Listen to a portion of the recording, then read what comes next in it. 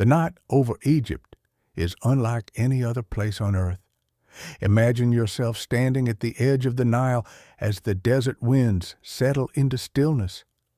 The river glimmers with a faint silver sheen, carrying with it the memory of civilizations long gone. The stars above reflect on the water as if the sky itself has bent low to whisper secrets into the current. This is the eternal backdrop against which Egyptian mythology was born, not merely as tales to entertain, but as the very fabric of existence, the code by which people understood life, death, and everything in between. Close your eyes for a moment and hear it. The sound of the water lapping softly against the reeds, the silence of the sand dunes stretching endlessly beyond sight. For the ancient Egyptians, silence was never empty. Silence was alive. Within it lived voices, voices of gods, of ancestors, of unseen powers shaping the destiny of humankind. The desert, barren and golden by day, became an ocean of darkness by night, a place where shadows moved, where time itself felt suspended. In this delicate contrast between silence and voice, darkness and light, chaos and order, the myths of Egypt first found their breath. The pyramids that rise from the sands, monumental and immovable, were not only tombs, but bridges between worlds. Every stone was a prayer, every carving a message to the divine. These people did not think of gods as distant or abstract. To them, the divine pulsed in every grain of sand, in the floodwaters of the Nile, in the burning heat of Ra's midday sun, and in the cool mystery of the midnight sky. Myths were not entertainment, they were reality, a living truth as essential as water or breath.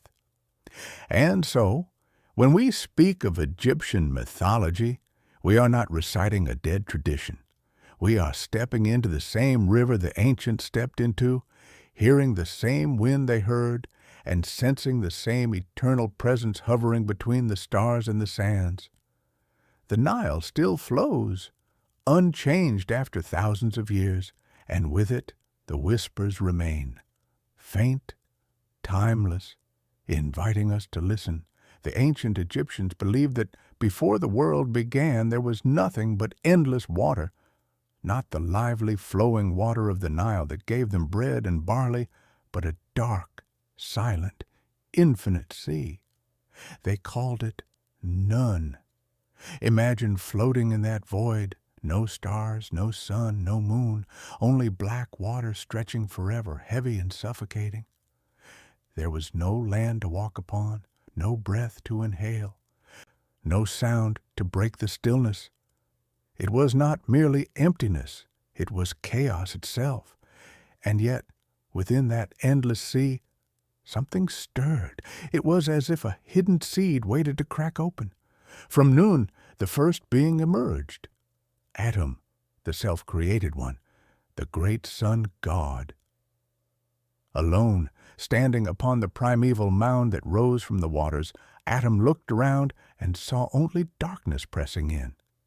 He had no companion, no other presence, and yet he contained within himself all that was to come. He was completeness waiting to divide. To bring life into the nothingness, Atom reached deep into his own being. Some stories say he spat out his children, others that he wept them into existence, still others that he brought them forth through breath. However it was told, the act itself was sacred. From within himself he produced Shu, the god of air, and Tefnut, the goddess of moisture. With air came the first breath, and with moisture came the first drop of dew, the twin forces that would make creation possible. Together, Shu and Tefnut drifted into the void, exploring the waters of Nun. But the darkness was vast, and in their wandering, they became lost. Atom, desperate to bring them back, sent forth his eye, a blazing, radiant force like the very sun itself, to search for them. The eye of Atum combed the waters until it found Shu and Tefnut and returned them to their father.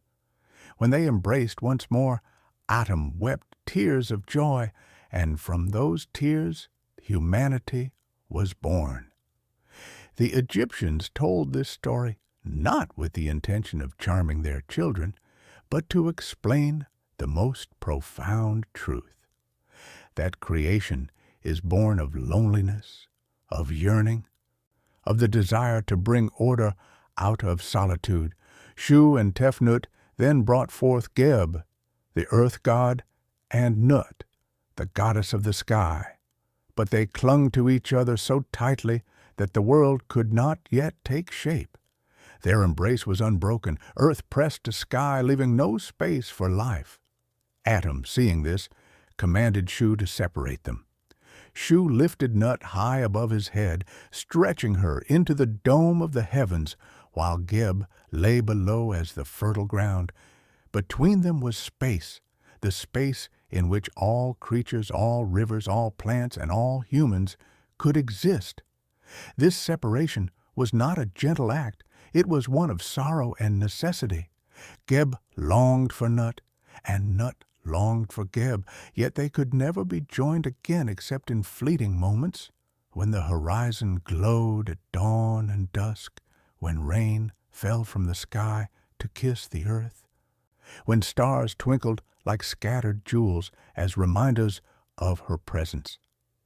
The Egyptians looked up at the night sky and saw Nut arching above them, her body studded with stars. They pressed their feet against the soil and knew Geb was beneath them, solid, nourishing, enduring. The eternal contrast of longing and separation gave birth to the very rhythm of life. From the union of Geb and Nut came 4 children, Osiris, Isis, Set, and Nephthys. These names would echo across centuries, their stories forming the spine of Egyptian mythology. But at the beginning, their existence was fragile, uncertain, for the great sun, God Ra, often merged with Atum, feared their power. He decreed that Nut should not give birth on any day of the year. The sky goddess was heavy with life, but forbidden to release it. It seemed an impossible curse, the kind only gods could invent. But the Egyptians believed in cunning as well as in power. Nut sought help from Thoth, the god of wisdom, the scribe of the gods, master of words and time. Thoth, clever beyond measure, challenged the moon to a game of dice, wagering slivers of its light. With each victory, he gained a fraction of time, and from these winnings he created 5 extra days beyond the official calendar of 360. On these days, forbidden by no decree, Nut gave birth to her children. Osiris on the first day, Horus the elder on the second, Set on the third, Isis on the fourth, and Nephthys on the 5th. These were the 5 days upon the year, days considered sacred and dangerous. They belonged to neither the old year nor the new, a liminal time when chaos seeped close to the world of order. Even in later centuries, Egyptians treated these days with caution, for they remembered that gods themselves had been born when time itself bent. This story of creation, from Nun to Atum, from Shu and Tefnut to Geb and Nut, from Nut's forbidden children to the 5 days upon the year, was more than myth. It was a cosmic blueprint. It explained why the Nile rose and fell, why the sun returned each morning, why the earth and sky longed but could not touch. It gave structure to the chaos of existence. The Egyptians understood their world not as random or accidental, but as the fragile result of battles between order and chaos, love and separation, cunning and decree. Consider the contrast here, the endless silence of Nun against the first breath of Shu, the oppressive darkness of nothingness against the shimmering light of the Eye of Atum. The sorrowful separation of Geb and Nut against the joy of the stars glimmering on her body. These images were meant to guide the listener into a state of awe, to remind them that the everyday, the rising of the sun, the turning of the seasons, the rhythm of the river, was part of a sacred cosmic drama. And so, when an Egyptian farmer planted his seeds, he was not simply scattering grain. He was echoing Atum's first act of creation, calling life out of nothingness. When a child was born, it was not simply chance, but the same triumph of birth that had allowed Osiris and Isis to enter the world. The mythology was never far away, never abstract. It was in every act of breathing, planting, building, and mourning. In temples, priests reenacted these stories daily. Rituals were not empty gestures, but living performances of the first dawn. The lighting of lamps mirrored the rising of the sun from noon. The pouring of water represented the chaotic flood tamed into nourishment. The stretching of the sky goddess in temple ceilings reminded worshippers that the balance of heaven and earth was constantly being renewed. And perhaps, most hauntingly, Egyptians believed that creation was not a single event in the distant past, but something that happened again and again. Each sunrise was not merely the next day, but a new first day, a repetition of the original birth of order. Each night, when the sun slipped below the horizon, it returned to noon, to the waters of chaos, and risked being swallowed forever. If Ra failed to rise, if order failed to return, then existence itself would collapse back into nothingness.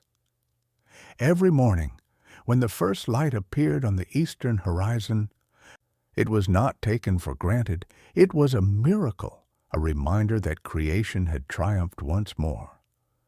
To fall asleep to this story is to imagine yourself floating upon Nun, the infinite black water, to feel the stillness pressing in, endless, eternal, and then to hear the first stirrings of breath, the faint glimmer of light as Atum rises upon the mound. The separation of sky and earth stretches above and below you, opening space for your own dreams. The stars twinkle as Nut bends across the heavens, whispering secrets as you drift into rest. Creation myths are never only about beginnings. They are about renewal, about cycles, about the comfort of knowing that chaos can be held back, if only for a time.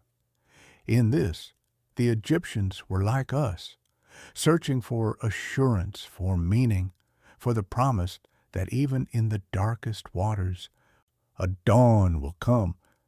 And so they told their stories not as entertainment, but as truth. Truths that echoed across their temples, their pyramids, and their very lives. In the hush of the desert night, when the wind carries only the sound of shifting sand, one can still imagine Atum standing upon the mound, gazing across the void, breathing life into the stillness. And in that breath, perhaps we too can find rest. When Nut stretched herself across the heavens and Geb lay firmly beneath, the space between them became the stage for life to unfold. From their longing union came children who were destined to shape the destiny of gods and mortals alike. These were no distant, abstract forces.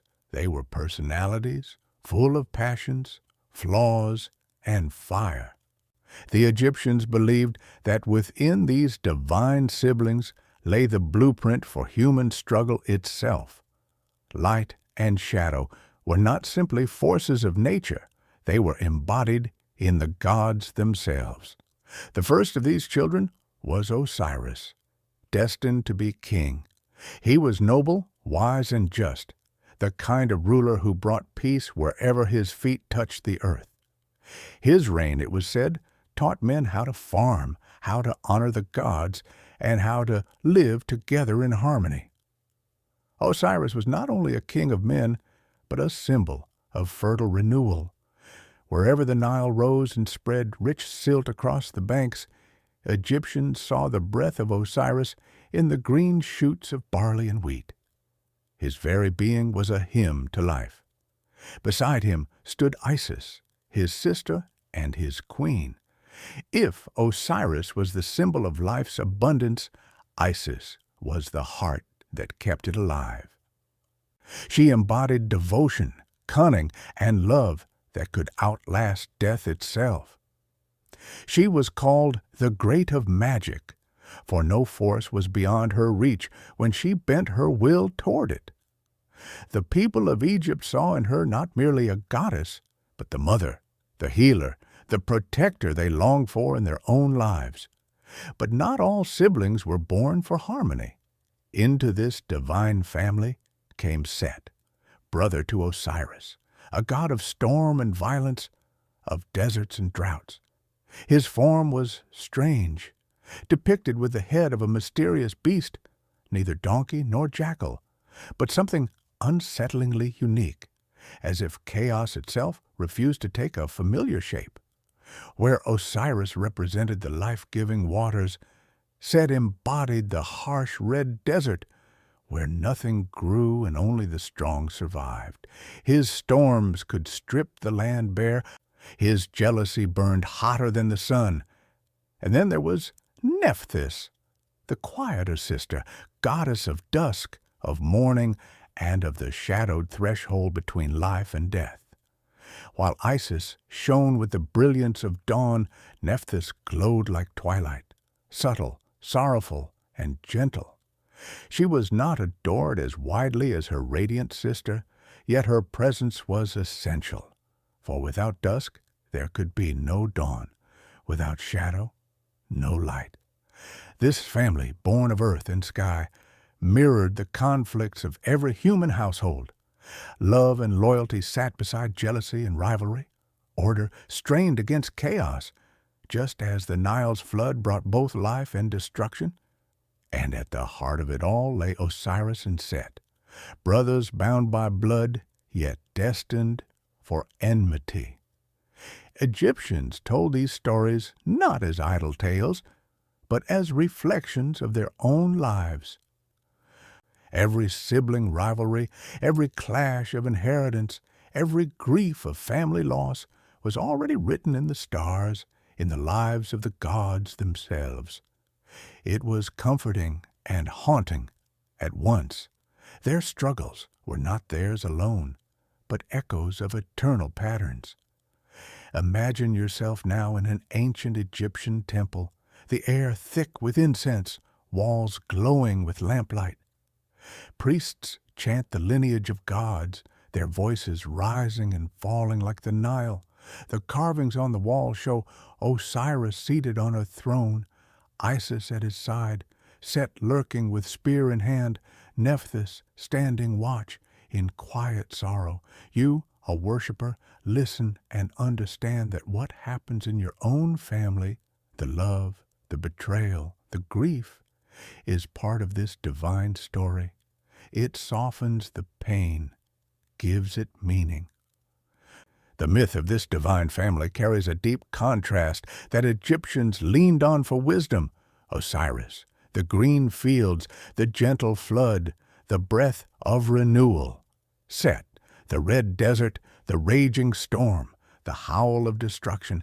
Isis, love unbreakable, light of devotion. Nephthys, dusk eternal, shadow of morning. Each was necessary. Without the desert, the Nile's abundance could not be cherished. Without morning, love would hold no depth.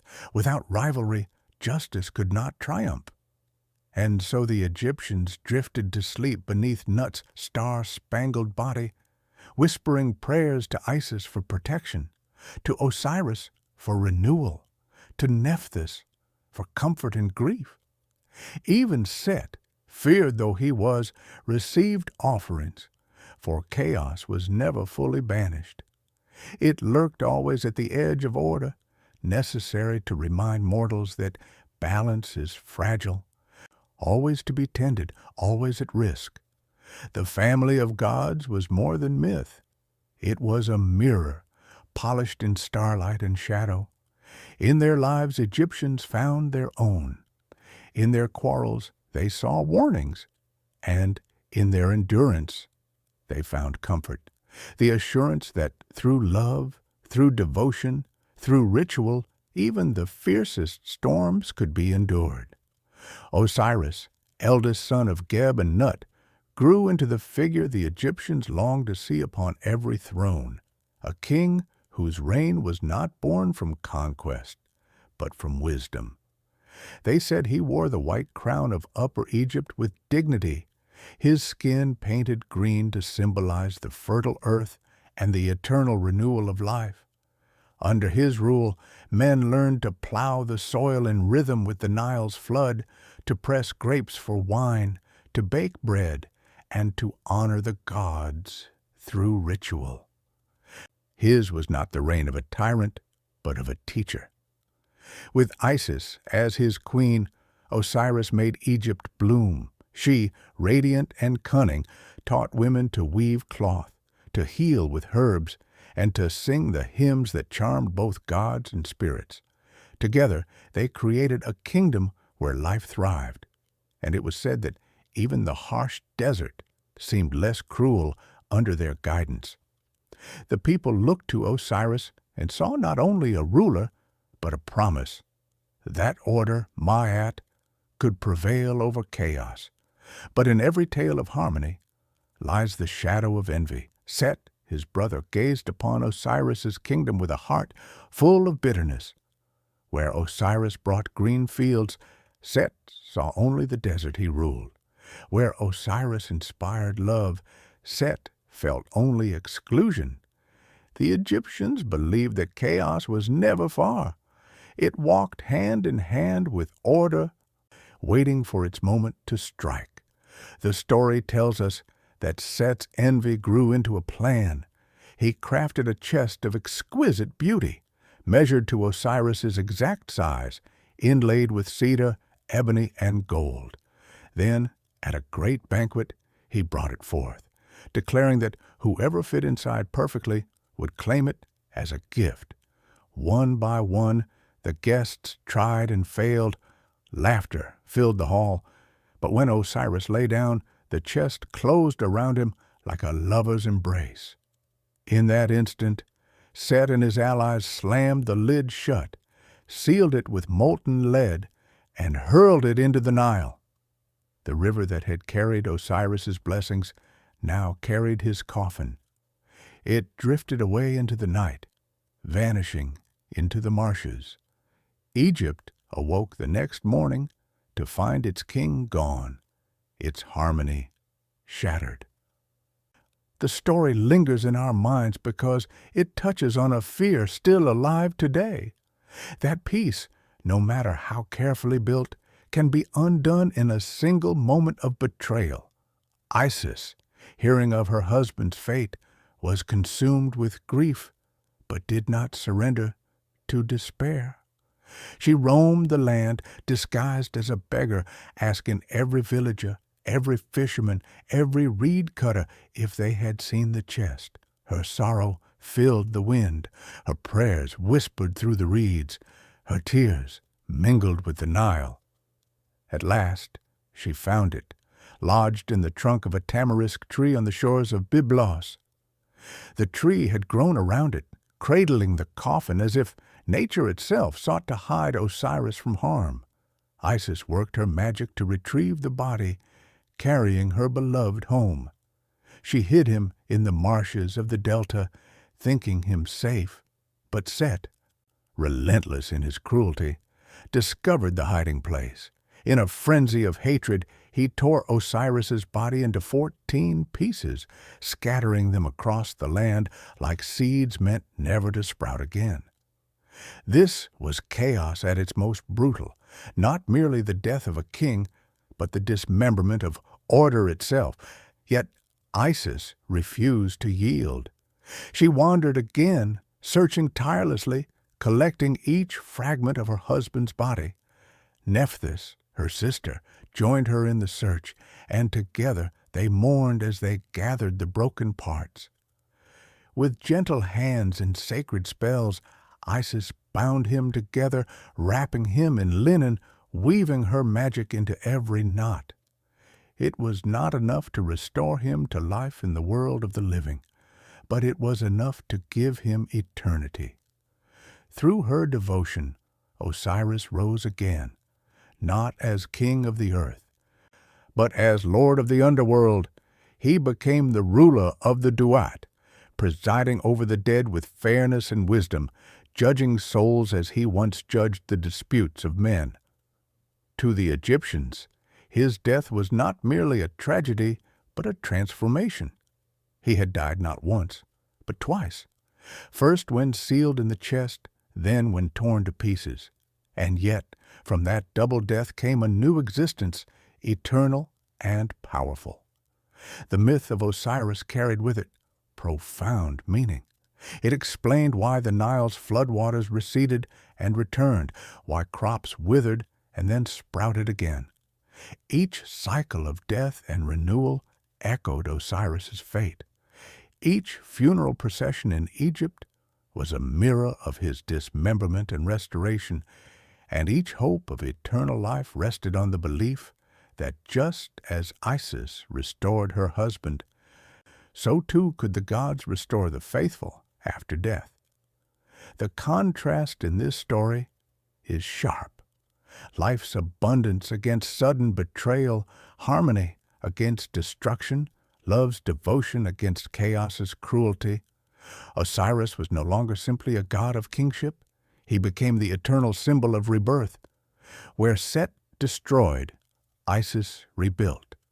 Where chaos tore apart, love wove together.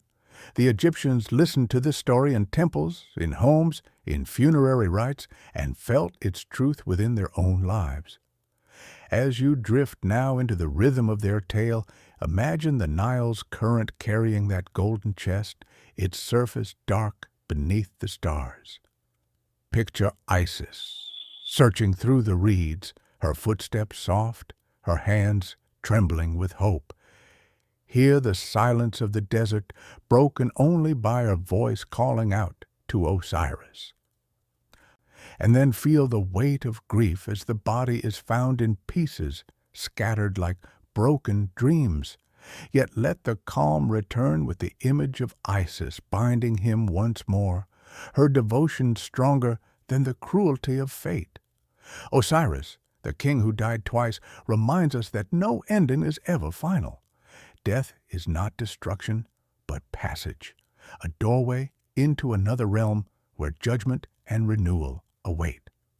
To the Egyptians, this was not fantasy, but assurance.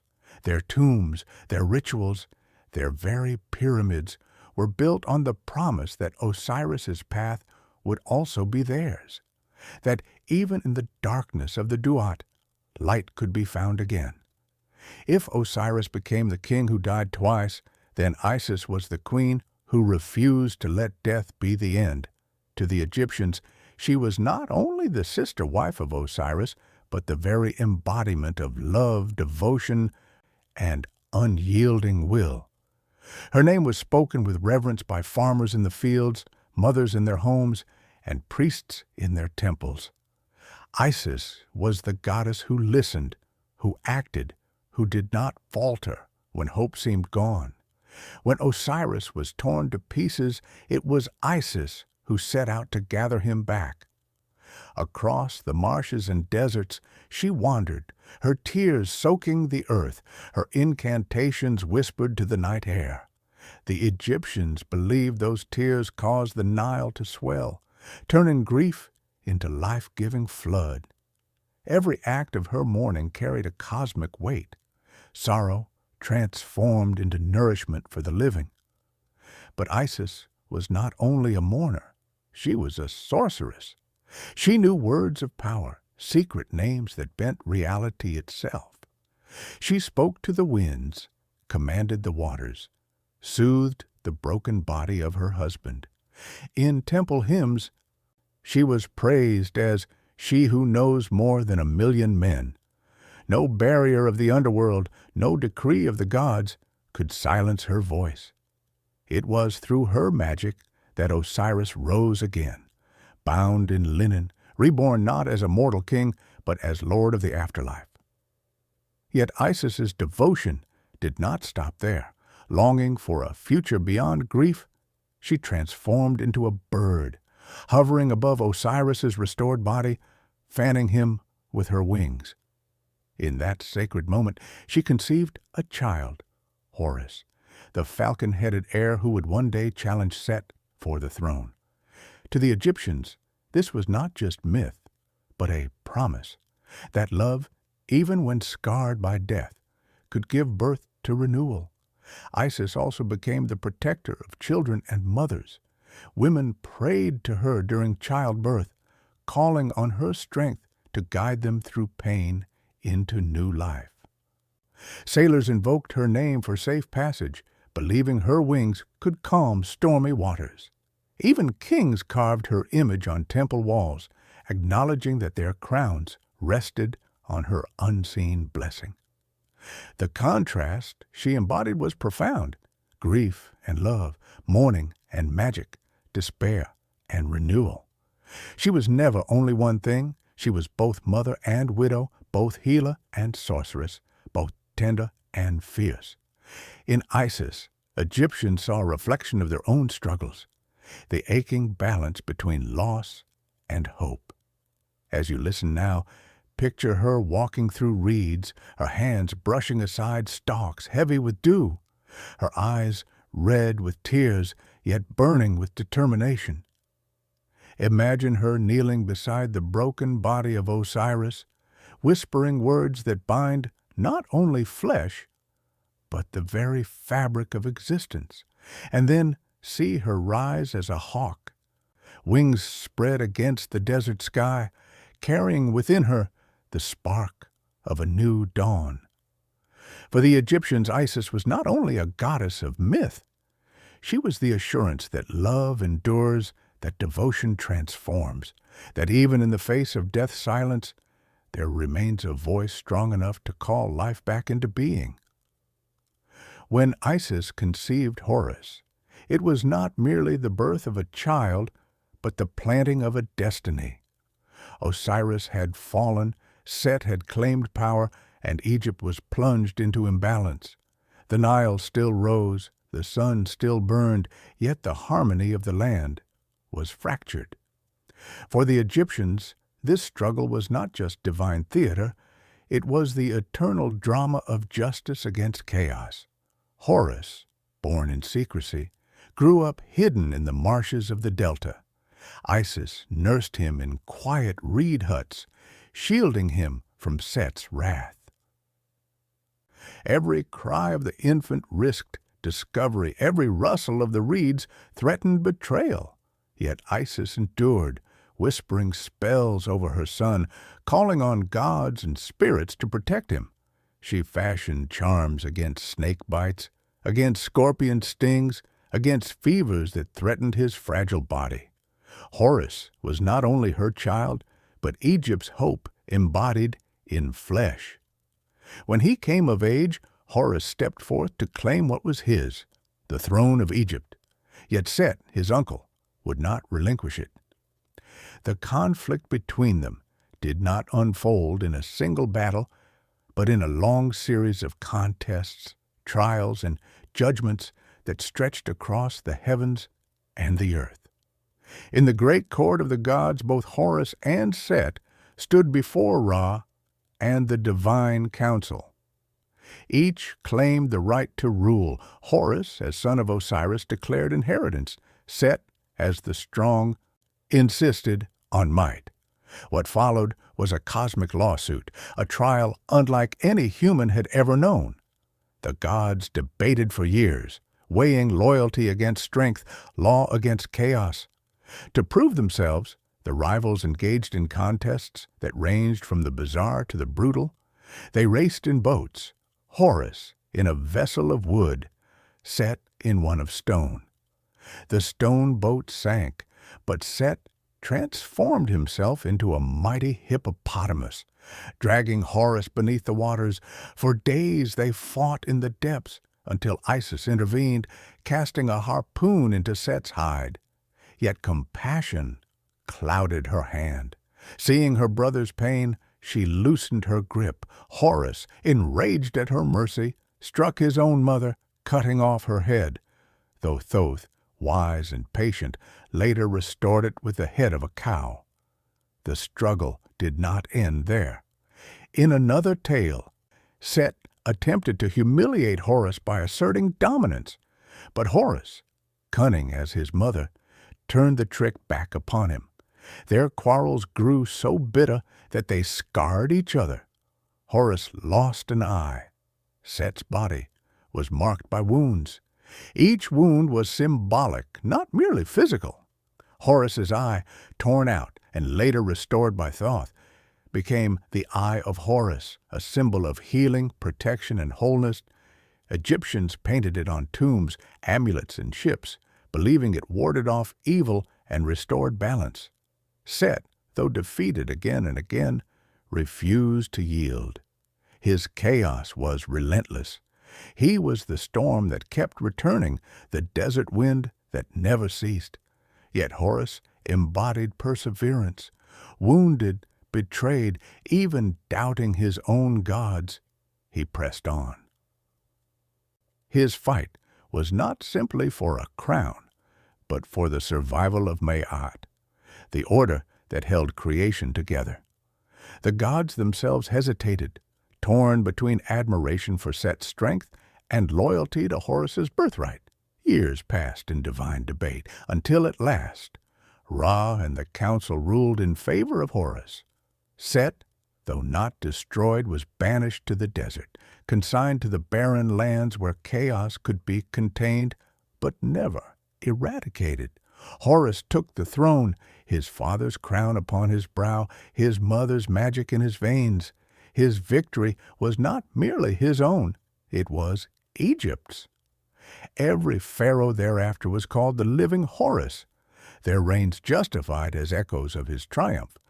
The coronation of each new king became a ritual reenactment of Horus defeating Set, a promise to the people that chaos had been subdued. That order would prevail once more, and yet the Egyptians knew better than to imagine Set was gone forever. His storms still raged, his desert still encroached on fertile land, his violence still threatened from the edges of the known world. But this, too, was part of the balance. Chaos could be defeated, but never destroyed. Without it, order had no meaning. Without storms, there was no calm. Without darkness, no dawn. The war of Horus and Set was, in truth, the war inside every human heart.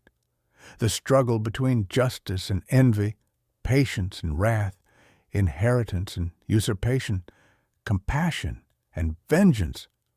Egyptians told these stories not to glorify gods far removed, but to remind themselves that every field plowed, every household managed, every judgment in court echoed this same cosmic tension. As you let this tale settle, imagine the marshes where Horus hid as a child, reeds whispering in the wind. See the courtroom of the gods, Ra seated in blazing light, Thoth recording each word with his ibis-headed calm. Picture the clash upon the Nile's waters, the roar of Set as hippopotamus, the gleam of Horus's eye restored, shining with the light of healing. Each image is both myth and mirror, guiding us into stillness, even as it speaks of conflict. For in the end, the Egyptians knew, though storms may rage, though chaos may press close, order endures. Horus sits upon the throne, crowned not only with victory, but with the memory of struggle. And in that balance, fragile, eternal, the world continues. When Isis conceived Horus, it was not merely the birth of a child, but the planting of a destiny. Osiris had fallen, Set had claimed power, and Egypt was plunged into imbalance. The Nile still rose, the sun still burned, yet the harmony of the land was fractured. For the Egyptians, this struggle was not just divine theater. It was the eternal drama of justice against chaos. Horus, born in secrecy, grew up hidden in the marshes of the delta. Isis nursed him in quiet reed huts, shielding him from Set's wrath. Every cry of the infant risked discovery. Every rustle of the reeds threatened betrayal. Yet Isis endured, whispering spells over her son, calling on gods and spirits to protect him. She fashioned charms against snake bites, against scorpion stings, against fevers that threatened his fragile body. Horus was not only her child, but Egypt's hope embodied in flesh. When he came of age, Horus stepped forth to claim what was his, the throne of Egypt. Yet Set, his uncle, would not relinquish it. The conflict between them did not unfold in a single battle, but in a long series of contests, trials, and judgments that stretched across the heavens and the earth. In the great court of the gods, both Horus and Set stood before Ra and the divine council. Each claimed the right to rule. Horus, as son of Osiris, declared inheritance. Set, as the strong, insisted on might. What followed was a cosmic lawsuit, a trial unlike any human had ever known. The gods debated for years, weighing loyalty against strength, law against chaos. To prove themselves, the rivals engaged in contests that ranged from the bizarre to the brutal. They raced in boats, Horus in a vessel of wood, Set in one of stone.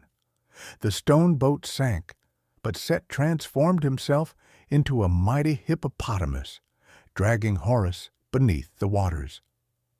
For days they fought in the depths until Isis intervened, casting a harpoon into Set's hide. Yet compassion clouded her hand. Seeing her brother's pain, she loosened her grip. Horus, enraged at her mercy, struck his own mother, cutting off her head, though Thoth, wise and patient, later restored it with the head of a cow. The struggle did not end there. In another tale, Set attempted to humiliate Horus by asserting dominance. But Horus, cunning as his mother, turned the trick back upon him.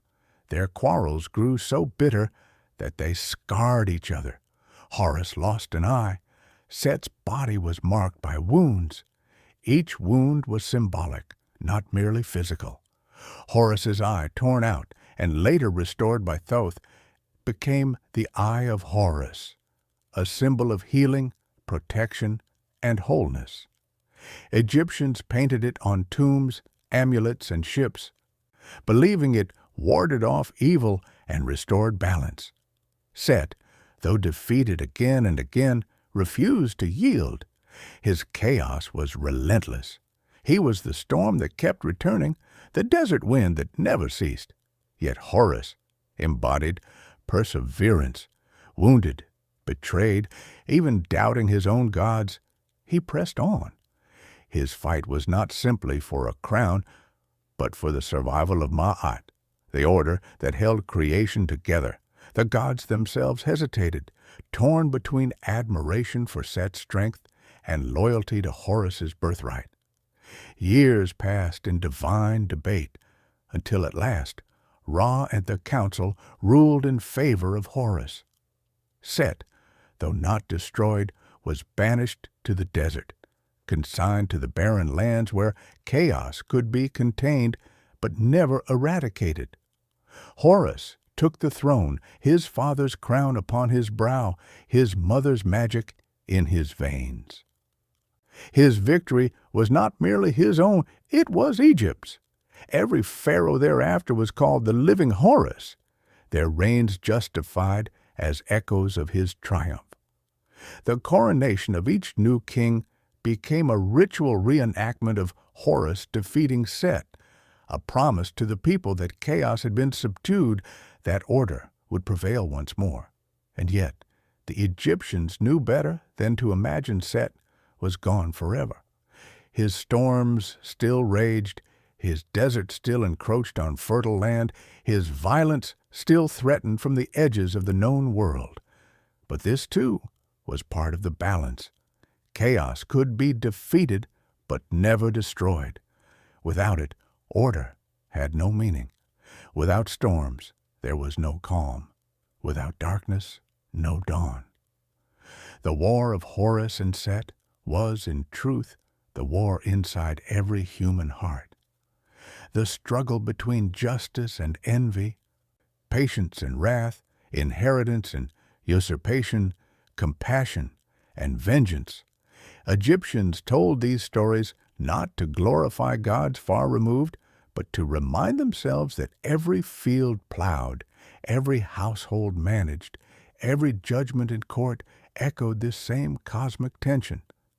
As you let this tale settle, imagine the marshes where Horus hid as a child, reeds whispering in the wind. See the courtroom of the gods, Ra seated in blazing light, Thoth recording each word with his ibis-headed calm. Picture the clash upon the Nile's waters, the roar of Set as hippopotamus, the gleam of Horus's eye restored, shining with the light of healing. Each image is both myth and mirror, guiding us into stillness even as it speaks of conflict. For in the end, the Egyptians knew, though storms may rage, though chaos may press close, order endures. Horus sits upon the throne, crowned not only with victory, but with the memory of struggle, and in that balance, fragile, eternal, the world continues. The Egyptians looked up at the sun each morning and did not see a lifeless ball of fire. They saw God, radiant, eternal, yet vulnerable. This was Ra, the great sun god, whose journey across the sky defined time itself. His path was more than light passing overhead. It was the cycle of life, death, and renewal, repeated endlessly, a cosmic reassurance that order could overcome chaos once more. Imagine dawn over the Nile. The waters gleam gold, the air fills with birdsong, and the horizon glows with promise. To the Egyptians, this was not merely sunrise. It was Ra, setting sail upon his solar bark, a ship of light, gliding from the eastern horizon. Each morning, the crew of divine beings boarded with him, gods of wind, of protection, of steering. Together, they began their voyage, carrying not only the sun, but the fate of all existence. Through the morning hours, Ra climbed higher, spreading warmth and life. Farmers rose to tend their fields, children laughed in villages, priests lifted hymns into the air. The world breathed with him. His presence was abundance, crops swayed, fish stirred in the river, lotus flowers opened their petals to the sky. Yet, even at his brightest, Ra was not beyond danger. His brilliance masked the shadow all was waiting, for every ascent must meet its descent, every day its night. By midday, Ra reached his zenith, blazing with fierce strength. His eyes were said to be twin flames, seeing all, judging all. The heat of the desert bore his might, and even in his generosity. There was warning. Too much sun could wither crops, parch the throat, and blind the eyes. Ra gave life, but he also burned. This duality reminded Egyptians that power itself is never one-sided. It blesses and threatens in equal measure. As afternoon waned, Ra's journey tilted downward. His bark floated toward the western horizon, golden light softening into crimson. This was the hour of reflection, when workers returned from fields, when families gathered, when shadows lengthened like fingers across the sand. Egyptians saw in this decline not weakness, but preparation. For beyond the western mountains lay the greatest trial, the descent into night. When Ra slipped beneath the horizon, the real battle began. His solar bark plunged into the duat, the underworld, sailing waters darker and more perilous than any mortal could imagine. Around him swirled spirits, guardians, and monstrous creatures. The greatest of these was Apophis, the serpent of chaos. Vast and coiled, Apophis stretched longer than rivers, his scales glittering like obsidian, his eyes burning with hatred. Each night he rose from the black waters, seeking to devour Ra, to halt the sun forever, to drag existence back into nothingness. This was the heart of Egyptian contrast, the daily victory of light over darkness, of order over chaos. But unlike myths of eternal triumph, Ra's struggle was never final.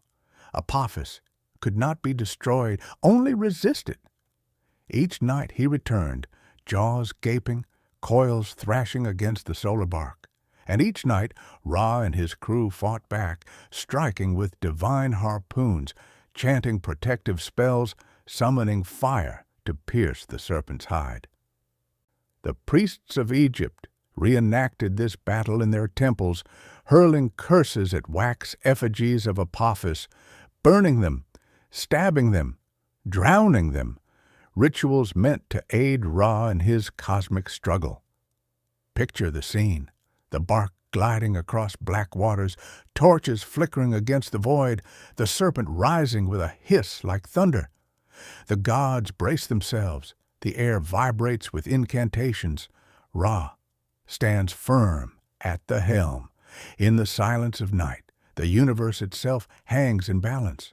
Will light return? Will dawn come again?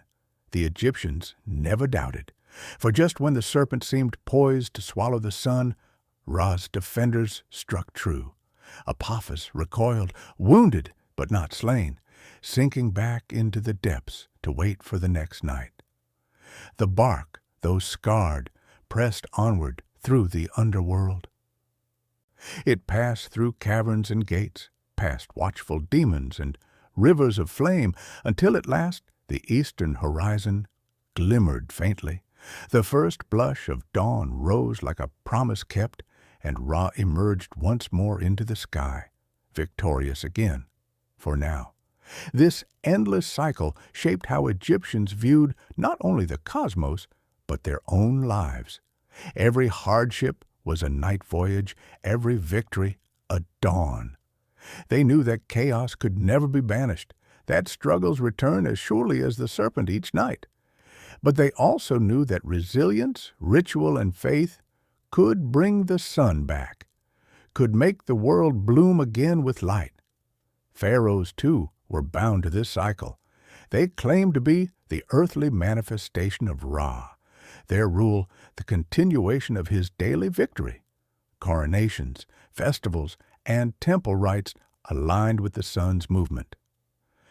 To defy the pharaoh was to defy the sun itself. To follow him was to align oneself with the order that held back the flood of chaos. And yet, there was tenderness in this myth as well. The Egyptians imagined Ra aging as he sailed, an old man at dusk, weary from the weight of existence.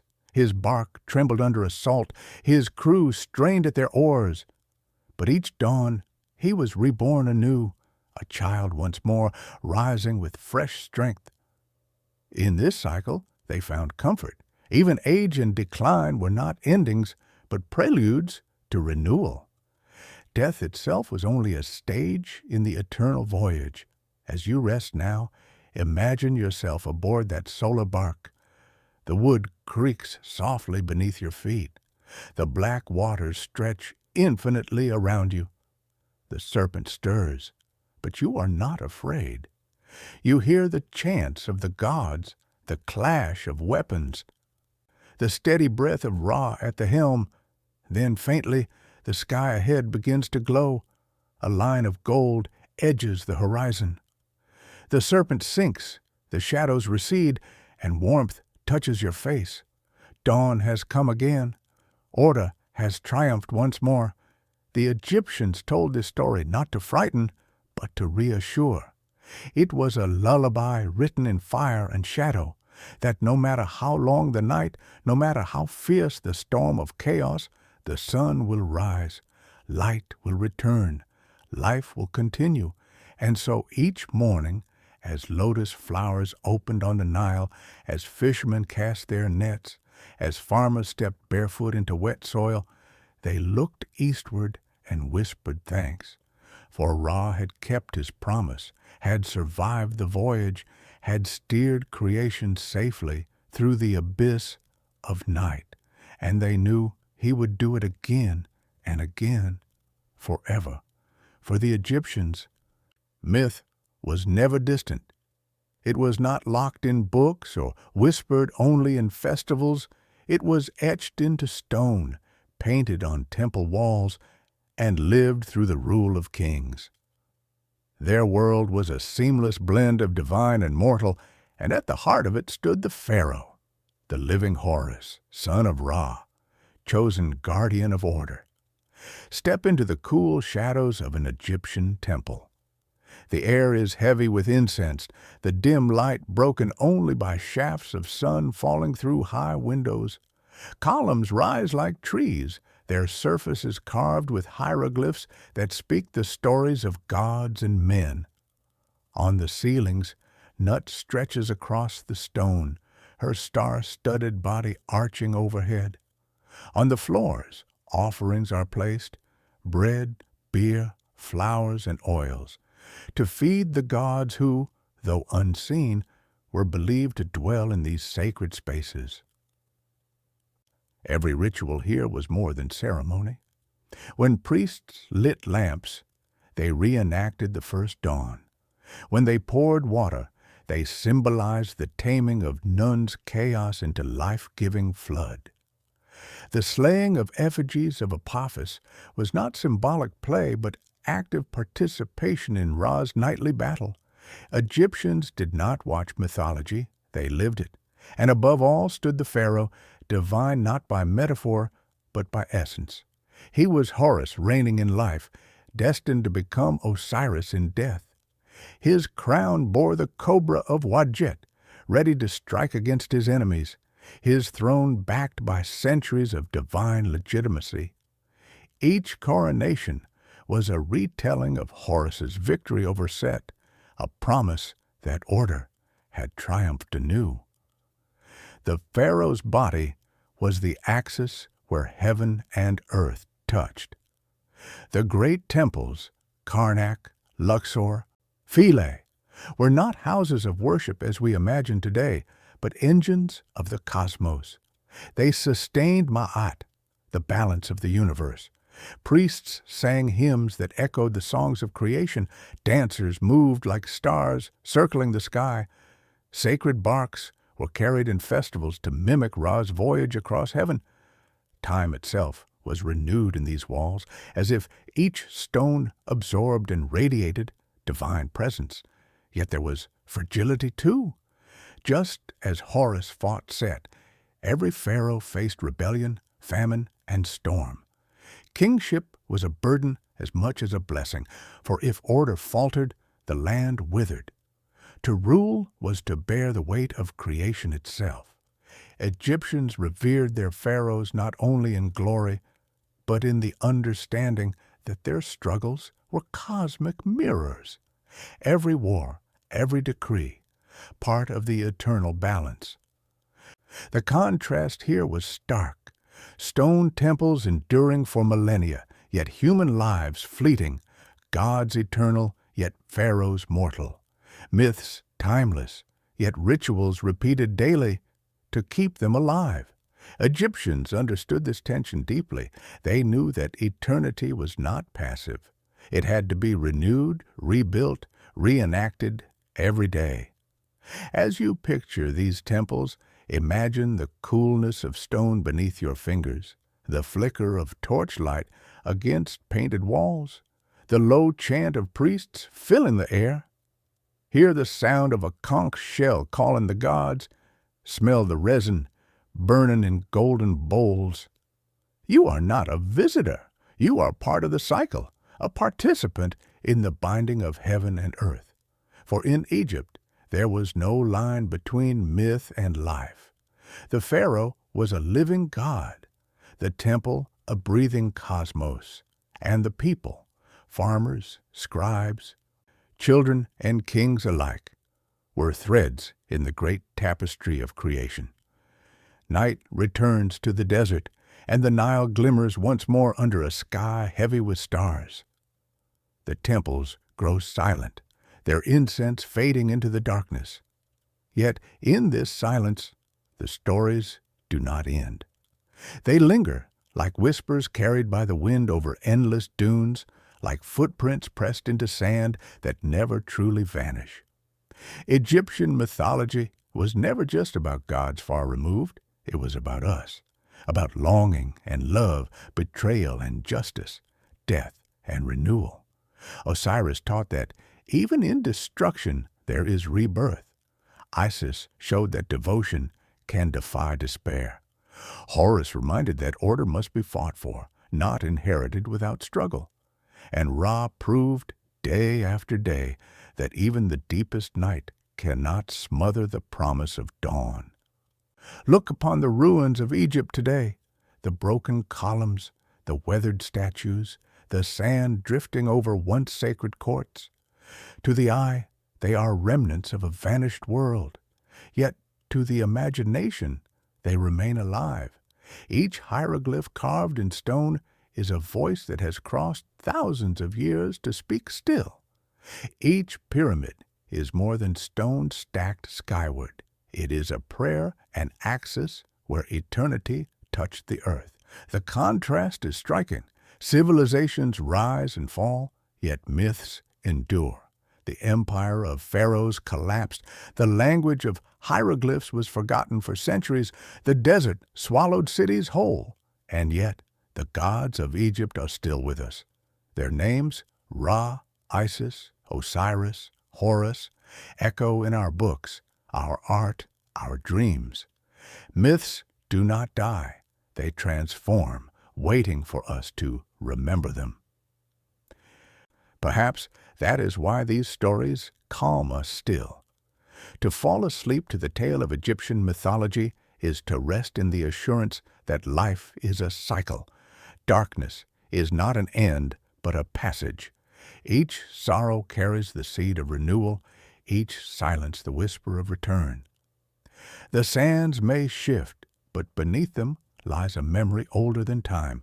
So close your eyes now and hear the Nile flowing softly, the same river that once carried the golden bark of Ra, that once reflected the stars of Nut's body overhead. Feel the desert wind on your skin, cool and endless, carrying voices from the past, and know that the myths remain. Eternal sands, eternal stories, eternal truths. For the gods are not gone. They live in the rhythm of dawn and dusk, in the balance of order and chaos, in the quiet endurance of memory. The sun will rise again. The Nile will flow again, and the whispers of Egypt will never fade.